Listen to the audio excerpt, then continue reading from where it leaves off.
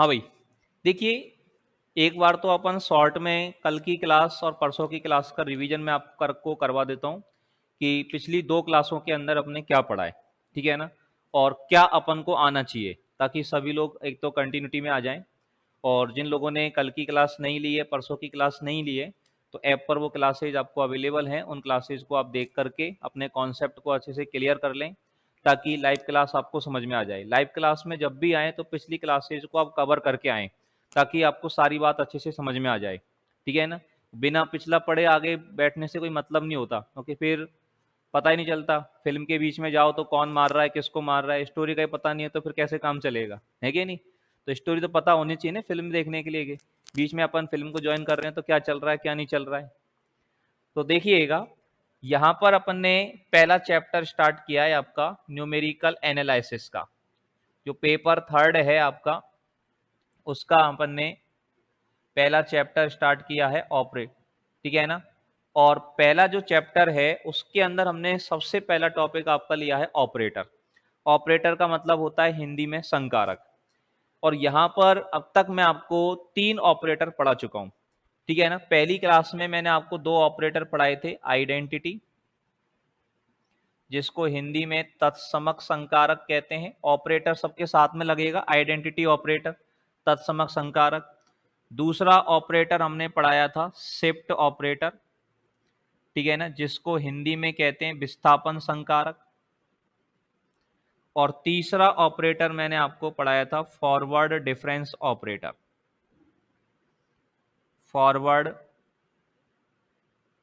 Difference operator, जिसको हिंदी में कहा जाता है अग्रांतर संकारक, ठीक है ना। आपको जो जानकारी होनी चाहिए, जो नॉलेज आपको होनी चाहिए, पहली बात तो इनके नाम पता होना चाहिए, identity operator, shift operator, forward operator. Identity operator जो है इसका सिंबल हमने पढ़ा था आई। शिफ्ट ऑपरेटर जो है इसका संकेत मैंने आपको बताया था कैपिटल ई। और जो फॉरवर्ड डिफरेंस ऑपरेटर है, इस फॉरवर्ड डिफरेंस ऑपरेटर का संकेत हमने बताया था डेल्टा, ठीक है ना। पहली चीज तो आपको क्या पता होनी चाहिए, इनके नाम, identity operator, shift operator, forward difference operator. दूसरी चीज आपको पता होनी चाहिए इनके संकेत।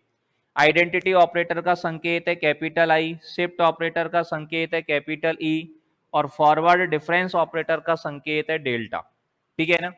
अब ये काम कैसे करते हैं, तीसरी चीज आपको पता होनी चाहिए कि ये ऑपरेट कैसे होते हैं।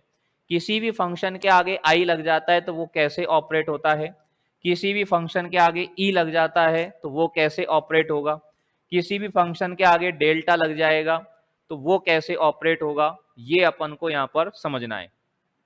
तो आई ऑपरेट होता है, किसी भी फंक्शन के आगे अगर आई लग जाता है, आई एफ एक्स, तो वो जिस फंक्शन के आगे आई लगाए वो के वही आ जाएगा। किसी फंक्शन के आगे आई लगने से उस फंक्शन की सेहत पर कोई फर्क नहीं पड़ता है। तो एफ एक्स के आगे आई लग गया तो आई एफ एक्स का मान जो है वो एफ एक्स के बराबर ही आता है। ये काम करने का तरीका है आइडेंटिटी ऑपरेटर का। शिफ्ट ऑपरेटर कैसे काम करता है, किसी भी फंक्शन के आगे अगर ई लग जाता है तो इसके काम करने का तरीका क्या होता है कि जहां भी एक्स है वो x की जगह पर x प्लस एच लिख देते हैं। किसी भी फंक्शन के आगे e को ऑपरेट करने का जो तरीका वो क्या है, उस फंक्शन में जहां जहां भी x लिखा हुआ है उस x की जगह पर आपको क्या लिखना पड़ेगा, x प्लस एच लिखना पड़ेगा। तो ई एफ एक्स का जो मान है वो आ जाएगा F of X plus H आ जाएगा। अब जो फॉरवर्ड डिफरेंस ऑपरेटर है ये कैसे काम करता है, इसको अपन ने समझा delta F x equal to, ये काम करता है कि पहले तो इस फंक्शन में जहां भी x है उस x की जगह पर हमें x प्लस एच लिखना है। तो फंक्शन में जहां भी x है उसकी जगह पर x प्लस एच लिखेंगे तो ये एफ एक्स प्लस एच बन जाएगा। और माइनस में क्या करना होता है, इस फंक्शन को ऐसे के ऐसे लिख देना है। माइनस में इस फंक्शन को ऐसे के ऐसे लिख देना है। तो ये 3 ऑपरेटर मैंने अभी तक पढ़ाए हैं पिछली 2 क्लासेज के अंदर, ठीक है ना। शॉर्ट में इनका मतलब मैंने आपको बता दिया है। जो बच्चे पहली बार क्लास ज्वाइन कर रहे हैं वो लोग इन तीनों ऑपरेटर्स को दिमाग में सेट कर लीजिए कि 3 ऑपरेटर अपन को पढ़ने हैं, आइडेंटिटी ऑपरेटर, शिफ्ट ऑपरेटर और फॉरवर्ड डिफरेंस ऑपरेटर। काम कैसे करेंगे वो आपको हमने बता दिया, वो आपको हमने समझा दिया कि काम कैसे करता है ये। Forward difference operator, shift operator, identity operator, कैसे ये काम करते हैं ये अपन ने पढ़ लिया। डिटेल जानकारी जो है इनकी, जो और डिटेल है, कैसे इनके एग्जाम्पल्स हैं, कैसे क्वेश्चंस में काम आते हैं, तो वो इनकी दोनों लेक्चर्स को आप रिपीट कर लीजिएगा, लेक्चर्स को देख लीजिएगा, तो डिटेल जानकारी आपको लेक्चर्स से समझ में आ जाएगी। ठीक है ना। अभी अब कल हमने बात करी थी फॉरवर्ड डिफरेंस ऑपरेटर के बारे में, और इसके मोस्टली एग्जांपल्स मैंने आपको समझा दिए थे। दो एग्जांपल मैंने छोड़े थे, एग्जांपल नंबर 5 और एग्जांपल नंबर 7। तो उनमें से एग्जांपल नंबर 5 को मैं यहां पर ले रहा हूं। फॉरवर्ड डिफरेंस ऑपरेटर का जो एग्जांपल नंबर 5 है उसको अपन एक बार समझने का प्रयास करते हैं कि एग्जाम्पल नंबर 5 हम लोगों से क्या कहना चाह रहा है और कैसे वो काम करेगा। तो ध्यान से समझना है, बहुत इंपॉर्टेंट एग्जाम्पल है ये। ठीक है ना। पहली बार में बच्चे ज्यादातर इस एग्जाम्पल में परेशान हो जाते हैं, थोड़ी सी कैलकुलेशन है, कैलकुलेशन में थोड़ी सी प्रॉब्लम है, बाकी कहीं कोई दिक्कत नहीं है इस एग्जाम्पल में। एग्जाम्पल नंबर 5 जो है ये हमसे वैल्यू निकलवाना चाह रहा है किसकी, डेल्टा की power n sign A X plus B, इसका मान निकलवाना चाह रहा है ये। एग्जाम्पल नंबर 5 जो है किसका मान निकलवाना चाह रहा है हमसे, डेल्टा की power n sign A X plus B. अब देखो डेल्टा की पावर n तक पहुंचने के लिए पहले हम डेल्टा की पावर 1 सॉल्व करेंगे, फिर हम डेल्टा की पावर 2 सॉल्व करेंगे, डेल्टा की पावर 3 सॉल्व कर लेंगे, और उनसे हमें ट्रेंड समझ में आ जाएगा कि डेल्टा की पावर 4 पे क्या आएगा, डेल्टा की पावर 5 पे क्या आएगा, डेल्टा की पावर 6 पे क्या आएगा। और उस ट्रेंड को पहचान करके हम डायरेक्ट फिर किसका मान लिख देंगे, डेल्टा की पावर n का मान लिख देंगे। n वाले क्वेश्चन ज्यादातर ऐसे ही किए जाते हैं, जब भी आते हैं तो n बराबर 1 पे सॉल्व करते हैं, n बराबर 2 पे सॉल्व कर लेते हैं, 3 पे सॉल्व कर लेते हैं, और उससे ट्रेंड को पहचान लेते हैं, और उसी ट्रेंड के आधार पर अपन n पर वैल्यू को लिख देते हैं। तो सबसे पहले तो इसमें अपन मान निकालें इसको सॉल्व करने के लिए, delta sine A X plus B. अब देखो sign A X plus B के आगे लग गया डेल्टा। अब डेल्टा के काम करने का तरीका क्या है, ये मैंने अभी अभी आपको फॉर्मूला लिखवाया था कि किसी भी फंक्शन के आगे अगर डेल्टा लग जाता है तो क्या करना है मेरे भाई, उस फंक्शन में जहां भी x है पहला काम तो है उस x की जगह पर x प्लस एच लिखना है। सबसे पहला काम तो क्या है बेटा कि उस फंक्शन में जहां भी x लिखा हुआ है उस x की जगह पर क्या लिख देना है, x प्लस एच, और माइनस उस फंक्शन को ऐसे के ऐसे ही लिख देना है। ठीक है ना। तो यहां पर क्या हो जाएगा, पहले ये जो x है इस x की जगह पर क्या लिखना है अपन को, x प्लस एच लिखना है। तो ये आ जाएगा साइन, मंझला कोष्टक लगा देता हूं a, और x की जगह पर लिख दिया मैंने x plus h plus b. अभी तो मैंने ये वाला काम किया है कि फंक्शन में जहां भी x था उस x की जगह पर क्या लिख दिया, x प्लस एच। माइनस क्या करना होता है, माइनस में इस फंक्शन को एज इट इज लिख देना होता है। तो ये वाला फंक्शन एज इट इज हमारे पास आ जाएगा sine A X plus B, ये यहां पर हमारे पास आ जाएगा। थोड़ा सा इसको और सॉल्व करके मैं लिख देता हूं। तो ये वैल्यू हमारे पास हो गई ए एक्स, ए से मल्टीप्लाई करेंगे तो ए एक्स प्लस लिख देता हूं पहले बी को, और फिर हमारे पास आ जाएगा ए एच, और माइनस ये हो गया हमारे यहां पर sign A X plus B, ये चीज आ गई। अब यहां पर ट्रिग्नोमेट्री का एक फॉर्मूला अपने को काम में लेना है, थोड़ी सी ट्रिग्नोमेट्री अपने को लगानी है। ट्रिग्नोमेट्री कैसे लगेगी, ट्रिग्नोमेट्री का जो फॉर्मूला यहां पर काम आएगा वो है sign c minus sine D. ये ट्रिग्नोमेट्री का फॉर्मूला है। साइन, ये जो ब्रैकेट है ये सी का काम करेगा, और ये जो ब्रैकेट है ये ब्रैकेट किसका काम करेगा, डी का काम करेगा। Sign c minus sine D, बचपन में अपन ये फॉर्मूला पढ़ते थे, और इसका फॉर्मूला होता है बेटा 2 cos c plus d by two sine c minus d by two. Sine c minus sine d का फॉर्मूला क्या होता है, 2 cos c plus d by two sine c minus d by two. अब C जो है, ये जो bracket है पूरा का पूरा ये C का काम करेगा, और ये जो ब्रैकेट है पूरा का पूरा ये D का काम करेगा। तो सॉल्व करने पर ये क्या आ जाएगा बेटा, ये आ जाएगा 2 cos।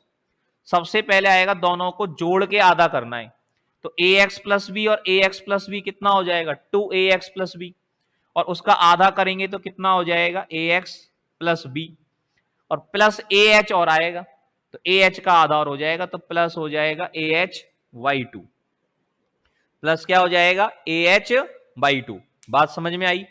क्या आया? इन दोनों को जोड़ करके अगर आधा करोगे तो यही आएगा, जोड़ेंगे तो ax और ax 2ax plus 2b plus ah, और बटे में 2 है, 2 का सम में अलग अलग भाग दे देंगे तो हमारे पास आ जाएगा ax प्लस b ah/2। और फिर इसमें से इसको क्या करना है, माइनस करना है, और उसमें 2 का भाग दे देना है।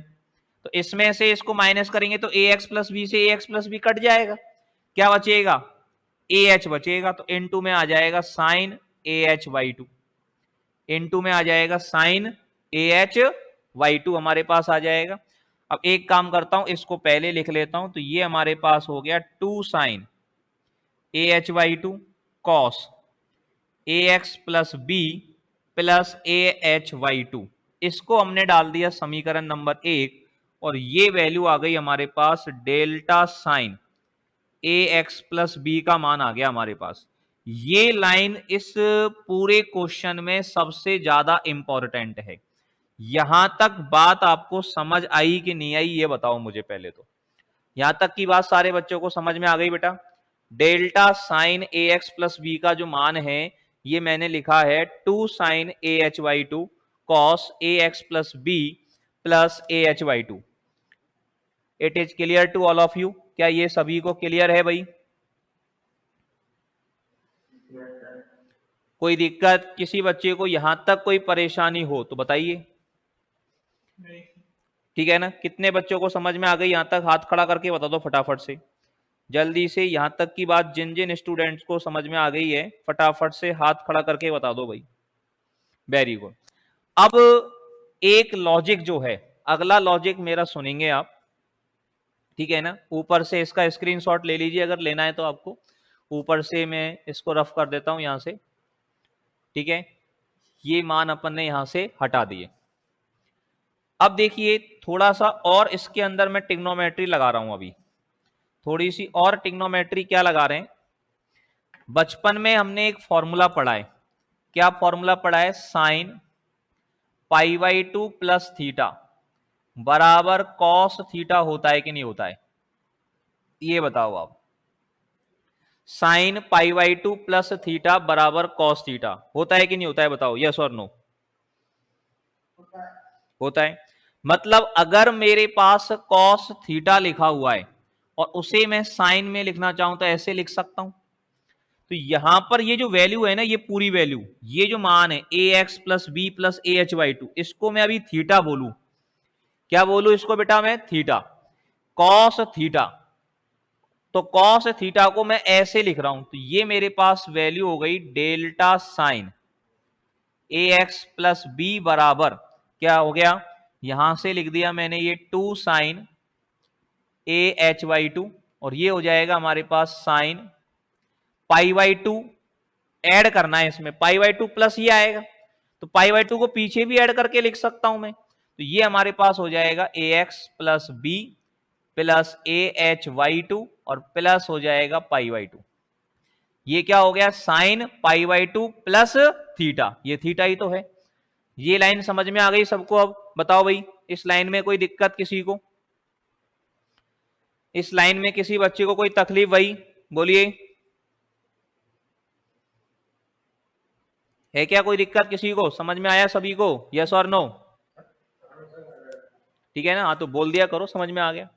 अब देखो इसको और थोड़ा सा एक लाइन और बढ़ा देता हूं, चलो। Delta sine ax plus B बराबर 2 साइन ah/2, और इसको लिख सकता हूं मैं साइन ax प्लस बी, और इन दोनों में एलसीएम लेकर के लिख दिया, तो ये हो गया पाई प्लस ah/2, पाई प्लस ah/2। और इसको मैं समीकरण 1 यहां मत डालो, इसको डाल देते हैं समीकरण नंबर 2। यहां तक कोई दिक्कत हो तो बताइए। यहां तक की बात समझ आ गई सबको? अब आ गई ना सबको समझ में यहां तक, यस और नो? चलिए, हाँ साइन में चेंज करना जरूरी है, क्योंकि इसका मैं अभी दुरुपयोग करूंगा। दुरुपयोग कैसे करूंगा वो समझना। अगर मैं इसको कॉस रहने दूंगा ना, तो मैं इसका आगे जनरलाइजेशन नहीं कर पाऊंगा। मैं इससे अगर मान लो इसको कॉस ही रहने दूंगा, तो मैं ये आइडिया नहीं लगा पाऊंगा पावर 2 और पावर 3 निकाल करके ट्रेंड नहीं बना पाएंगे। ये मैंने क्यों किया? एक ट्रेंड बनाने के लिए किया है, ताकि मुझे पता लग जाए कि 2 और 3 से मैं आइडिया लगा दूं कि पावर 5 पे क्या आएगा, पावर 10 पे क्या आएगा, पावर 20 पे क्या आएगा। नहीं तो मैं सारी पावर को तो कहां तक निकालूंगा, जिंदगी बीत जाएगी, एन तक नहीं पहुंचेंगे अपन, है कि नहीं? तो उस सुविधा को बनाने के लिए, उस ट्रेंड को बनाने के लिए ये काम कर रहे हैं अपन। ठीक है भैया? ओके भाई, चलिए अब देखो इसका दुरुपयोग कैसे करूंगा मैं। ये मेरे पास delta sine A X plus B का मान आ गया। अब मान लो मैं आपसे पूछूं सिमिलरली, क्योंकि आपका दिमाग थोड़ा सा खुलेगा नहीं, च्यवनप्राश कम खाते हो आप लोग, इसलिए तो मैं थोड़ी सी मोटी बुद्धि वाले लोगों के लिए ये लाइन लिख देता हूं, हालांकि ये लाइन लिखने की जरूरत पड़ती नहीं है। अब मैं आपसे पूछूं delta sign C X plus D का मान बताओ, तो ये मान डायरेक्ट बता सकते हो क्या इसको देख करके? Delta sine A X plus B का मान ये है, तो delta sign C X plus D का मान क्या होगा, ये मुझे बताओ आप।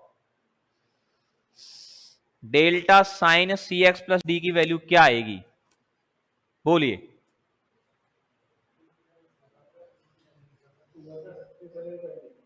क्या करेंगे delta sign C X plus D का मान लिखने के लिए, क्या करेंगे बताओ? ए की जगह क्या लिख देंगे, सी, और बी की जगह क्या लिख देंगे, डी। यही करोगे ना? ए की जगह, हाँ ये भूल मत जाना, अभी भूल जाओगे थोड़ी देर बाद, भाई 5 मिनट बाद मैं दोबारा धरवाऊंगा तुमसे, फिर क्यों ऐसा कहीं कह रहे हो, जब ऐसा नहीं करना है। हाँ ठीक है ना? ए की जगह क्या रखना है, सी, और बी की जगह क्या रखना है, डी। देखो भैया, तो रख दो, तो ये वैल्यू आ जाएगी 2 sine C H by 2 sine C X plus D, और प्लस हो जाएगा pi plus C H by 2। यही लिखोगे आप लोग इसका मान, यही लिखोगे ना मेरे भाई? चलो देखेंगे ये लिखोगे कि नहीं लिखोगे। अब देखिए जरा, ये डेल्टा का निकला, अब मैं मान निकाल रहा हूं delta square, delta square sine A X plus B. मुझे तो धीरे धीरे पावर एन तक पहुंचना है ना, तभी तो पावर ए की तो निकाली है मैंने डेल्टा। अब डेल्टा स्क्वायर पे चलते हैं। अब डेल्टा स्क्वायर पे चलने के लिए मैंने कल आपको लॉजिक समझाया था। लॉजिक क्या बताया था कि डेल्टा स्क्वायर एफ एक्स निकालना है, तो क्या करेंगे, डेल्टा की एक पावर कम, एक्स की जगह पर एक्स प्लस एच, और माइनस डेल्टा एफ एक्स, यही तो मान आता है इसका, डेल्टा स्क्वायर एफ एक्स। ठीक है ना? जिन्होंने कल का लेक्चर नहीं देखा है वो कल का लेक्चर को देखना। Delta square F x equal to क्या होता है, delta F X plus H minus delta F X. तो यहां पर delta square sine A X plus B, delta square F X ही तो है ये, तो इसका मान क्या आएगा, इसका मान आएगा delta sine A X plus, delta square sine A X plus B का मान अपन को चाहिए, तो delta square sine A X plus B. एक मिनट, इसको आप ऐसे लिखो, ऐसे मत करो, डेल्टा स्क्वायर को तोड़ लो, delta delta sine A X plus B, ऐसे लिख सकता हूं, delta square sine A X plus B को delta delta sine A X plus B. और क्यों? क्योंकि इसका मान मेरे पास ये रहा, delta sine A X plus B का मान यहां लगा देंगे, यहां से लगा देंगे, तो इसकी वैल्यू मैं यहां से जब लगा दूंगा तो ये हो जाएगा मेरे पास डेल्टा, और ब्रैकेट में आ जाएगा 2 साइन ए एच बाई 2, और ये हो जाएगा sine A X plus B plus pi plus A H by 2। बोलो यहां तक कोई तकलीफ किसी बच्चे को? यहां तक की बात सभी को समझ आ गई हो? जल्दी से एक बार हाथ उठा के बता दो मुझे, ताकि मुझे पता लग जाए कि हाँ भाई यहां तक की बात सारे बच्चों तक पहुंच गई है मेरी बात। Very good. अब जरा देखना, जितने भी ऑपरेटर हमने पढ़े, आई, ई, डेल्टा, ये ऑपरेटर क्या करते हैं, एक तरह से डिफरेंशिएशन की तरह काम करते हैं। जिस तरह से डिफरेंशिएशन में किसी फंक्शन के साथ कोई कांस्टेंट मल्टीप्लाई में होता है, तो डिफरेंशिएशन क्या करता है, उस कांस्टेंट को बाहर निकाल देता है। तो ऐसे ये ऑपरेटर जो है ये कांस्टेंट वैल्यू है 2 sin AH/2। तो इस कांस्टेंट वैल्यू को ये ऑपरेटर क्या करेगा बेटा, बाहर निकाल देगा। 2 sin AH/2 जो है ये बाहर आ जाएगी। अब 2 sin AH/2 को जब बाहर निकालेंगे तो क्या हो जाएगा, जरा देखिएगा। ये इसका मैं स्क्रीनशॉट ले लो, ऊपर से रफ करूंगा इसको मैं, ठीक है। देखिए जी, अब ये जो लाइन है, ये वाली लाइन आप लोग ध्यान रखना, सी वाली, इसी का अपन दुरुपयोग करेंगे अपन। इसको मैंने बाहर निकाल दिया 2 sin AH/2 को, तो delta square sine AX plus B बराबर कितना आ जाएगा, 2 sin AH/2,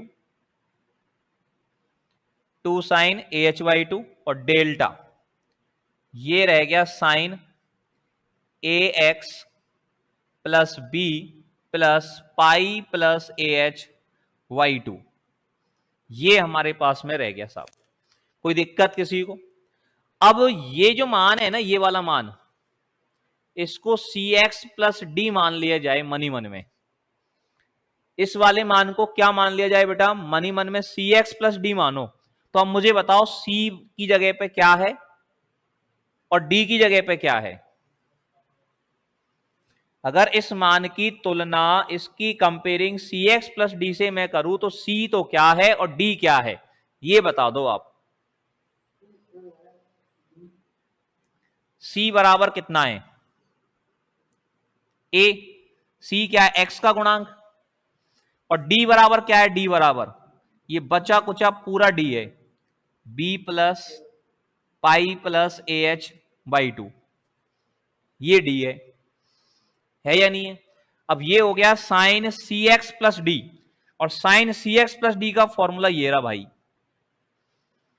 sign CX plus D का फॉर्मूला ये रहा, ठीक है ना, क्योंकि उससे आप लगा नहीं पाते इसलिए मैंने ये फॉर्मूला बना दिया था आप लोगों के लिए। अब इसका इस्तेमाल करो आप, delta square sine AX plus B बराबर 2 साइन AH/2, ये तो पहले का ही है।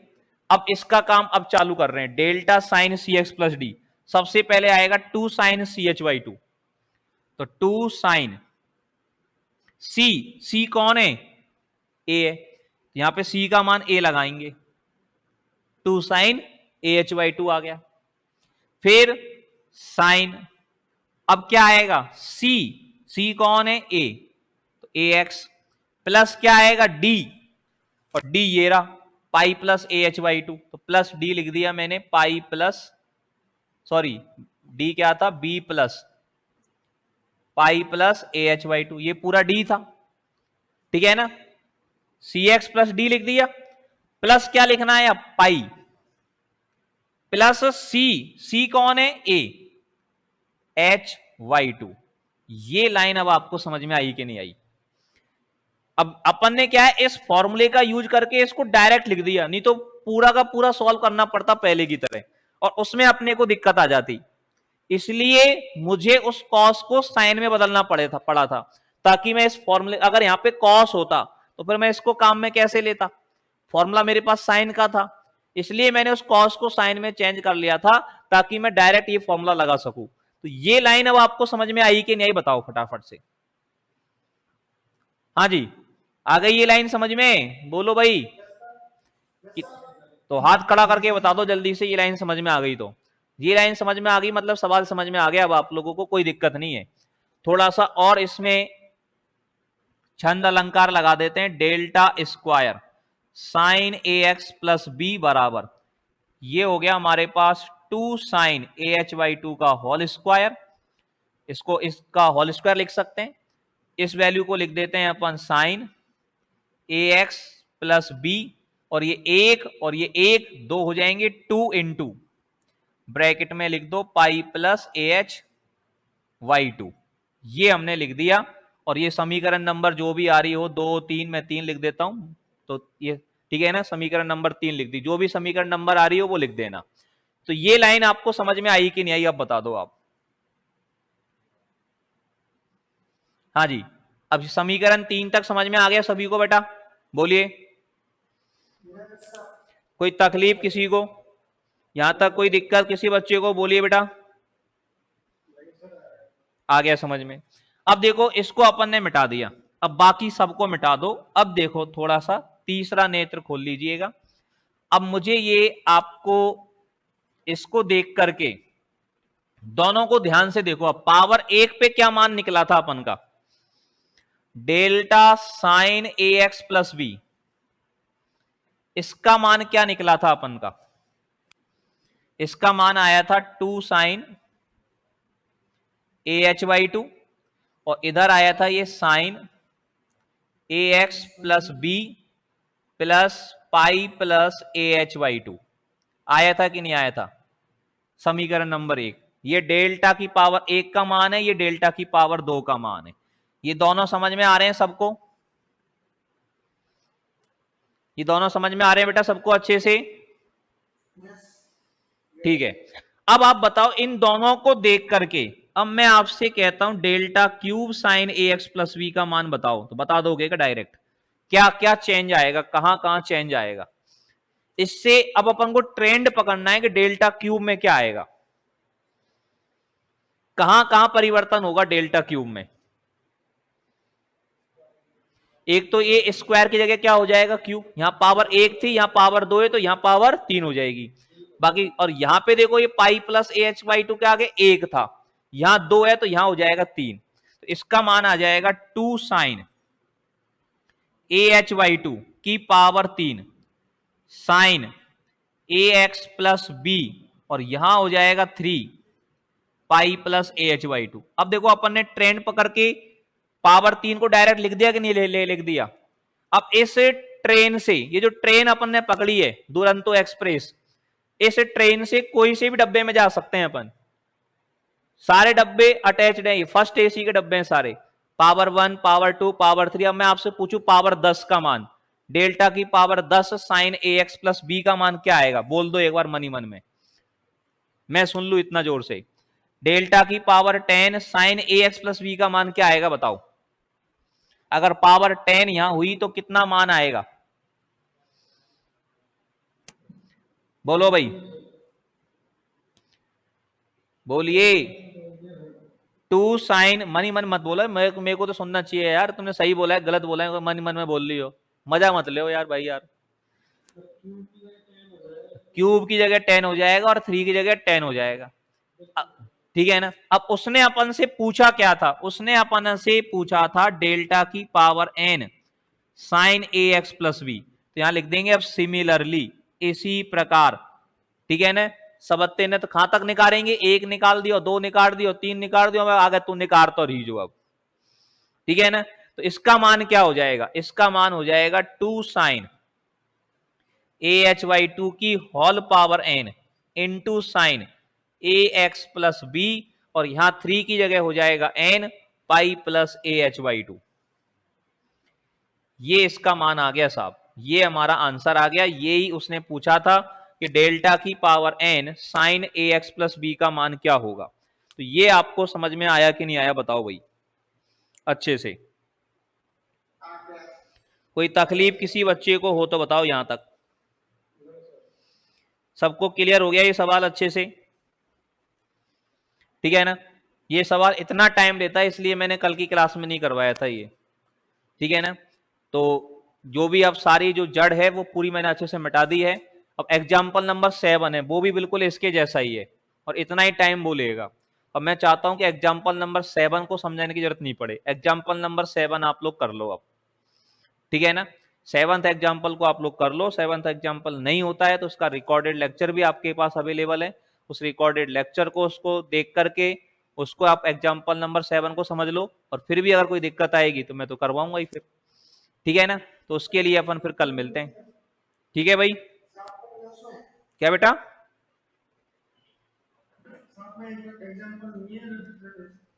है देखना एक बार, है नहीं तो एक बार पढ़ के देखना, करके देखना, नहीं होगा तो करवा दूंगा, कोई दिक्कत नहीं है, ठीक है। हाँ बिल्कुल बिल्कुल, जहां पे दिक्कत आ रही है मतलब उसमें आधा सॉल्व हो रहा है, इसका मतलब ये है कि जो आपको स्टेप समझनी है ना, जिस स्टेप में आपको दिक्कत आ सकती है वो स्टेप का लॉजिक मैंने समझा रखा है, तो उसको एक बार खुद से पहले खुद से करके देखो, खुद से नहीं होता है फिर किताब में देख के करो, फिर कौन सी स्टेप में अटक रहे हो, क्या अटक रहे हो, तो उसका कॉन्सेप्ट मैंने वीडियो में समझाया हुआ है, उसको देख लो। और फिर भी अगर नहीं होता है तो फिर मैं कल करवा दूंगा, ठीक है ना, क्योंकि इतना ही टाइम फिर वो लेगा, एक क्लास उसके लिए चाहिए एग्जाम्पल 7 के लिए। ठीक है भाई, तो ये करके देखो, फिर आगे की बातें अपन लोग कल की क्लास में करेंगे। धन्यवाद, थैंक यू वेरी मच।